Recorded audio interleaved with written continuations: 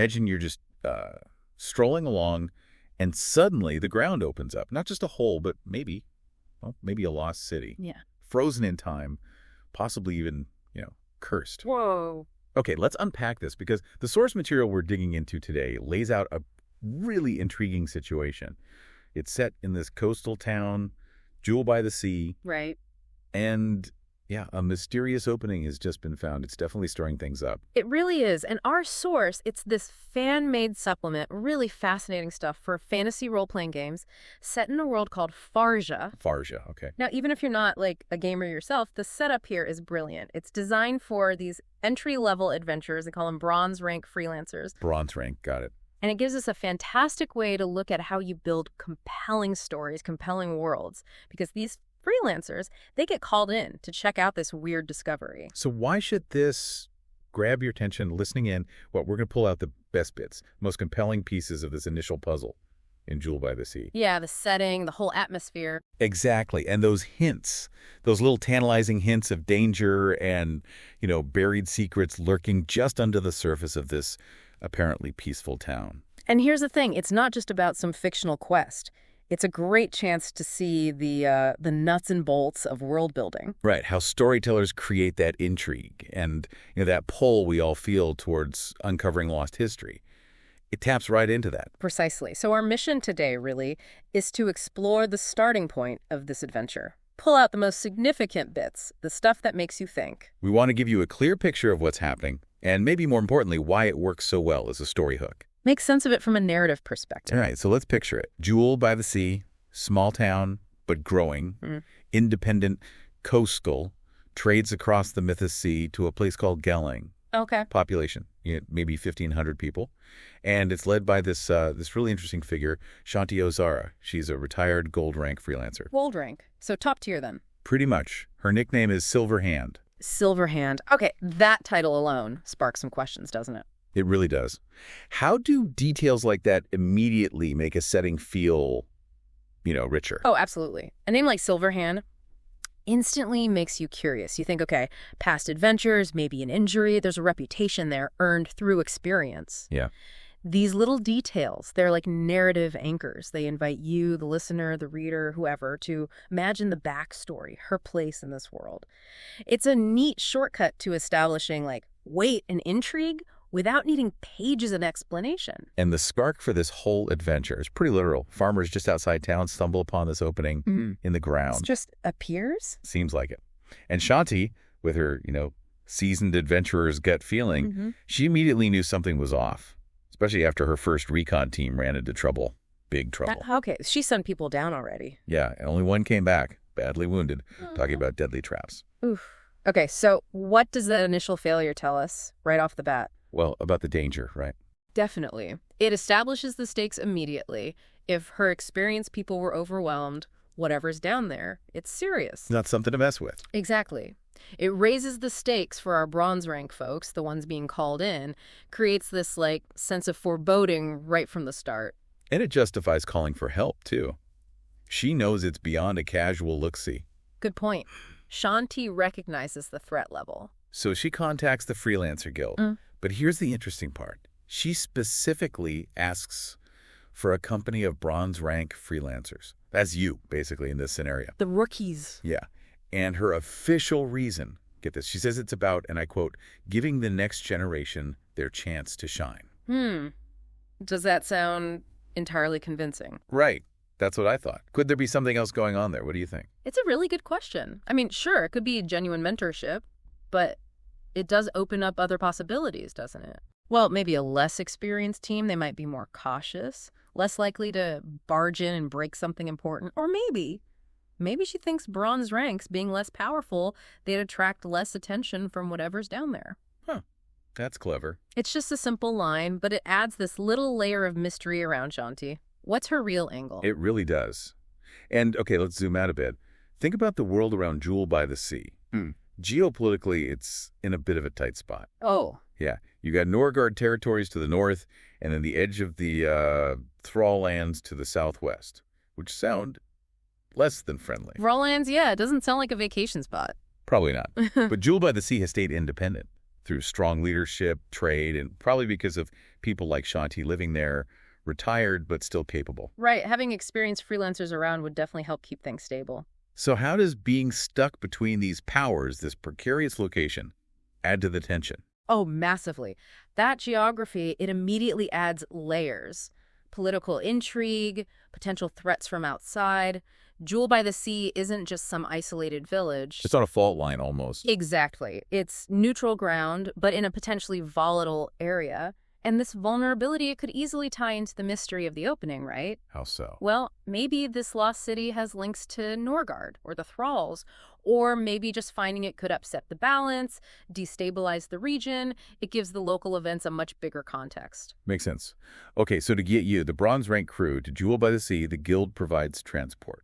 An airship Cool. called the Wind Dancer. It departs from a place called High Emerald. Takes about 8 hours. Plus, you get your standard bronze-rank gear allowance. Time to grab some rope, maybe a torch. And maybe a weapon. Yeah. What does having airship travel tell us about this world, Farsia? Technologically or magically? Good question. The source mentions an ether storage chamber powering it. Ether. Okay, so like a magical fuel source? Seems like it. Almost like a magical battery holding energy for flight. It definitely suggests this isn't your standard medieval fantasy setting. There's magic, but maybe also some tech or mana technology, as you said. Right, that blend. Yeah. It opens up possibilities for unique travel, warfare, just everyday life being different. Totally. So you board the Wind Dancer, described as a sleek wooden boat hanging under this ether chamber. You're leaving from High Emerald's southern aerodrome. Sounds pretty grand. On board, you meet Kip, the ship's boy, sounds enthusiastic, and Captain Chapel Mosgrave. Okay. And the captain, she knows Jewel by the Sea, calls it peaceful, never boring. Uh-huh. I like that. Peaceful, but never boring. Yeah. She also mentions Mexian caravans visiting sometimes, another culture maybe, and a Mexian sheriff in town who apparently tries too hard to be serious. Little details like that really paint a picture, don't they? The never boring hints, something's always simmering under the surface. And the Mexian stuff suggests trade, cultural mix. The sheriff description adds like local color, a bit of personality to the town. Makes it feel lived in. There's another interesting character on the airship too. Brawl Eye Gouger. Brawl, eye gouger. Seriously. Yep, he's a thrall cargo master. Sounds intimidating. I'll bet with a name like that. And he comments that it's unusual for Shanti to charter an airship just for bronze ranks. He kind of highlights that this discovery might be a bigger deal than it looks. Oh, okay. So even an outsider, someone probably in the know about cargo and travel, thinks it's odd. Yeah. How does getting that reaction from a minor character like him actually amplify the feeling that this mission is important? It's a great technique. Brawl's comment, it's like independent confirmation that something's up. He's got no stake in the mission itself, presumably, but his surprise tells us, the audience, that this isn't routine. It builds anticipation. Makes you think, okay, even people on the sidelines see this as significant. And the journey itself, it's not guaranteed to be smooth. The source mentions crossing the wet marsh territories. Yeah, and possibility of marsh dragons. So even getting there has its own potential dangers. Right. So the world feels alive and dangerous, even outside the main plot point. What's the effect of hinting at threats during what should be a safe trip? Well, it reinforces that this world, Farsia, isn't tame. Right? Yeah. Wild areas exist between the towns. Keeps you on your toes, builds suspense. Even a simple trip could go sideways, ups the overall stakes. Exactly. Oh. And the source even gives examples of random encounters you might have on the flight, just to, flesh things out. Oh, yeah. Like what? Okay, so there's a young marsh dragon just showing off, apparently. Yeah. Then a close call with a flock of geese, which sounds funny, but it requires a dexterity saving throw, like a quick reaction check. Okay, death by goose. Almost. Almost. Then there's ether heat, needing a constitution check, testing your endurance. How do these little things add to the experience? They're actually pretty crucial, even if they seem minor. They make the world feel dynamic, unpredictable, not just a static backdrop. They show the everyday challenges people in Farsia might face. And the saving throws or checks, while they're game mechanics, they represent you interacting with the world, overcoming small hurdles. Adds texture, makes it feel alive. The list goes on. Maybe a run-in with air pirates. Okay, that's more serious. A mini maelstrom that messes with gravity. Whoa. Imagine floating teacups. And you might even see a magus just cruising by on a flying carpet.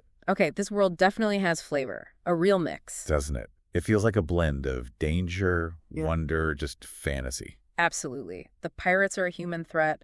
The maelstrom is nature, or magic, gone wild, and the magus on the carpet just casually underlines that powerful magic exists. Each one adds another stroke to the picture of Farsia. So after all that, plus maybe a rainstorm, nearly hitting a giant cargo airship called Titibus, The Titibus, nice name. and dealing with these acidic jellyfish things called jellyflights stuck to the ship, Ew, acidic jellyfish. Okay. requiring some strength or dexterity to scrape off, you finally arrive at Jewel by the Sea. Ew. Quite the trip. And you're greeted by Shanti Silver Arm herself. You see the distinctive silver arm. Ah, the legend herself. The meeting's at Jewel Lodge, highest point in town. It's apparently full of her old adventuring trophies and souvenirs, walls that could tell stories. Cool. Like a retired hero's den. Yeah. She gives you a simple map showing the opening's location, tells you to poke around town, gather info, and of course, emphasizes safety. Standard briefing. But the gather info part is key, right? Seems like it. Why is that step so important, telling the adventurers to basically do detective work first? It's crucial for setting up the investigation side of things. By pointing you towards talking to people, the story encourages exploration, interaction. Instead of just rushing to the hole. Exactly. You get different viewpoints on the mystery, uncover clues, maybe find allies before you dive into the unknown danger. And Shanti saying, be safe, just subtly reinforces that it is dangerous. Okay, so the intel hunt begins. Shanti suggests a few key people, NPCs. First up, Matsu Tenchi owns the Buradora Tasu Inn. Buradora Tasu, okay. He's another retired gold-rank freelancer, looking for a quiet life now. Wow, this town attracts high-level retirees. Seems so. He might offer tactical advice, maybe even teach a special fighting move called Spirit Strike, if he thinks you're acting selflessly. Ah, a little character test involved. Interesting. How does having these powerful old-timers around affect the town's dynamic or the adventure? Well, it adds this layer of deep experience, right? Yeah. Potential mentors or maybe just sources of really good advice. A resource the bronze ranks could tap into. And Matsu's condition, the selfless motivation thing, that adds a nice narrative touch. Rewards playing a certain way. Then there's Valerian Midzizi. He owns the Arcanum Emporium, and he's a necromancer. A necromancer running the magic shop. Okay. Yeah, but apparently he sees necromancy as, practical, not necessarily evil, which is a neat perspective. Definitely. He senses weird arcane energy coming from the opening. He can offer info on undead, sell minor magic items, maybe talk about how bodies might be preserved down there. And he seems genuinely worried. Oh, and he has an adopted daughter, Flute, who's protective of him. Okay, a necromancer who's worried? That strongly suggests undead are involved, doesn't it? And dark magic. Seems very likely. His expertise makes him super valuable for info, but his profession, Yeah. it could cause some tension. Or maybe he's got secrets. The protective daughter adds to that. You also need to know about Dorn Asser Nocturno. Owns the Broken Anchor Tavern. The Broken Anchor, classic tavern name. And he's got ties to the Underguild, this world's, criminal network. Ah, the shady contact. Every town needs one. He's cautious at first, but apparently helps if you're working with Shanti. He thinks the opening leads to Blackwater Cove. Blackwater Cove, What's that? a legendary lost pirate city. Vanished ages ago. Whoa. Okay, that's a hook. A lost pirate city. Yeah. And Dorn even offers a side job. Retrieve an artifact called the Eye of the Pirate Lord from down there. Plus, he knows about smuggling tunnels under the town. Okay, Dorn just blew this wide open. Lost city, pirates, treasure, side quests, secret tunnels. How does bringing in the underworld like that expand things? It adds whole new layers, right? History, treasure hunting potential, maybe shady dealings connected to the place. The Underguild connection means there could be other agendas at play. It's not just monsters in a hole anymore. Way more complex. Offers different ways to approach things too, maybe using those tunnels? You also bump into Ardo Abelkos, the Makeshin sheriff. Remember him? The one who tries too hard. Right, Captain Mosgrave mentioned him. He's serious, dedicated, but his guards, they've been hearing voices coming from the opening. He's got the official reports on the discovery. Voices. Creepy. Okay, so the sheriff provides the official angle. Then there's Flute, Valerian's apprentice. She's curious about the magic side of the opening. Might offer a more unfiltered view. And even Shanti's kids, Rex and Shia, are around asking questions about adventurers. So, a really diverse cast. What does having all these different people offer, story-wise? Well, lots of ways to get information, right? Each one has a different perspective. True. The sheriff's got the facts. Flute might have magical insights or just gossip. The kids might have overheard something innocent but crucial. Yeah, it creates this web of interactions, lets you piece things together from different angles. A rich tapestry allows for different ways to investigate. And the town itself has places that hold clues. The Broken Anchor, obviously, for underguild stuff. The Arcanum Emporium for magic. The Sheriff's Office for reports. Makes sense. And there's also the Joyous Church of Alameg. They have theories, too. Pirate hideouts. Maybe even a gateway to the Primal Shadow. Who sounds bad. Realm of Lord Dark. Primal Shadow, Lord Dark. Okay, that sounds very bad. As a cosmic horror element, potentially. But they can also help. They offer a special light crystal torch and healing spells. Ah, practical help too. What's the point of having these distinct locations tied to specific info or resources? It encourages you to explore the town, doesn't it? Makes the place feel real. Yeah, you know where to go if you need magic help versus, say, guards reports. And the church offering a special torch specifically for the darkness below. That's a great detail. Hints at what you're facing. It sounds like even just listening to gossip in local shops can help. You might hear about Dorn trading in something called Thrall Blood Mead. Ew, again. Or how people are actually a bit scared of Shanti, Yeah. despite her being the leader. Or about Moxu's past, how he defeated a Thrall warlord once. And just how important Jewel by the Sea is as this neutral trading spot. See, those details are fantastic. They weave together the social fabric of the town. Right. Hints at past conflicts, power dynamics, the town's role. Even hearing about Dorn's weird mead trade, or Matsu being a badass, it adds depth to characters you've already met, makes them feel real, part of the community, not just quest dispensers. So, okay, you talk to everyone, you visit these places, you start piecing it together. What are the main conclusions you'd likely reach at this stage? Well, number one, the opening almost certainly leads to this lost pirate city, Blackwater Cove. That seems to be the consensus. Okay. Lost City confirmed. Probably. 2, the talk of undead, Valerian sensing necromantic energy. It strongly suggests a tragic end for those pirates. Something bad happened there. Right. Not just abandoned, but destroyed or cursed, maybe? 3, the weird darkness, the voices the guards heard. Maybe something down there is actively trying to lure people in, which is pretty sinister. Definitely adds a creepy factor. And finally, the fact that the opening was sealed. Someone put a big boulder over it. That implies whatever's down there. It was meant to stay buried, deliberately contained. Okay, those are some pretty heavy takeaways. Mystery, undead, dark magic, active malevolence, and a warning from the past. Yeah, it sets the stage perfectly. You know it's dangerous, you know it's probably linked to Blackwater Cove's fate, and you know someone tried to keep it locked away. Raises the stakes enormously before you even go near the entrance. So before you do brave those depths, you need gear. Thankfully, Jewel by the Sea isn't totally unprepared. There's Iron and Blood, the weapon shop. Standard weapons, presumably. Yeah, standard stuff, but also a limited supply of silver weapons. Silvered. Often good against specific monsters like werewolves or certain undead. Another hint. Could be. They also have climbing spikes, grappling hooks, the essentials for going down a hole. Makes sense. What about general supplies? Bits and Bops, the general store. Have your basics. Rope, torches, though we heard normal light might not work so well down there. Right, the unnatural darkness. Chalk for marking your way. Maybe mirrors, waterproof bags, standard dungeon delving kit. Always need waterproof bags, always. What about potions and stuff? Dorn, back at the Broken Anchor, he sells healing potions, antitoxin good if there are traps, or venomous things alchemists fire. For broning things. Also standard. And his own brew called Liquid Courage. Maybe just strong booze. Or actually magical. Who knows? And then Valerian, the necromancer at the Arcanum Emporium, he's got some specialized stuff. Like what? Tailored for this place. Seems like it. Potions of dark vision to help see in the gloom. And get this.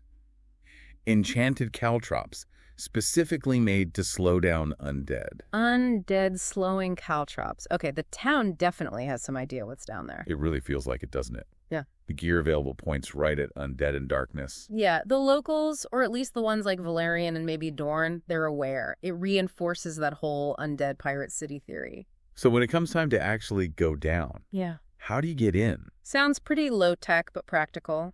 There's a pulley system set up over the opening. Can take about 2 people's weight at a time. Okay, slow descent then. Yeah, and safety lines. Plus a rope tug signal system. 1 tug for okay, 2 for pull me up, that kind of thing. Basic communication with the surface. Reliable, if a bit old school. It feels grounded. It does. It's a pragmatic approach. Balancing safety with what's available.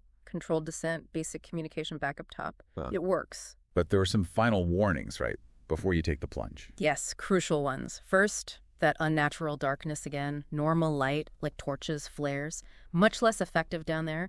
Even normal dark vision might have its range reduced. So it's really dark, oppressively dark. Exactly. But those light crystal torches from the church, they supposedly work fine.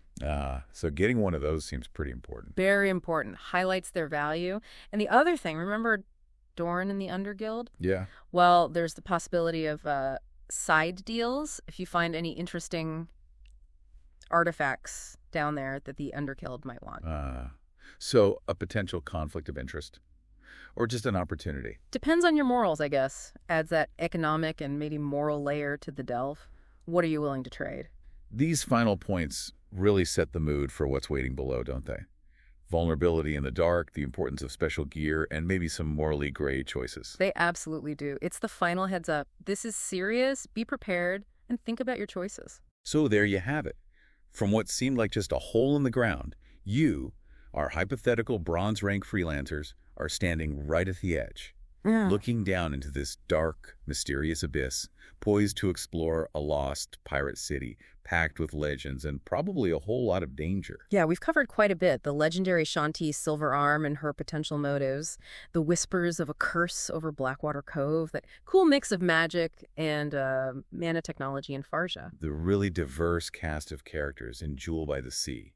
Helpful, dangerous, maybe both. Definitely. And all those unsettling clues pointing towards whatever dark fate befell that lost city. And it really does make you wonder, doesn't it? What kind of unseen histories are buried just beneath the surface, even in places that seem ordinary? Yeah. What are the real costs of digging up the past? Where's that line between curiosity and, well, recklessness when you're facing the unknown? So thinking about it from the perspective of that bronze-rank freelancer, about to take that first step down, what would you be thinking? What forgotten stories might your torchlight flicker across in this deep dive into the abyss?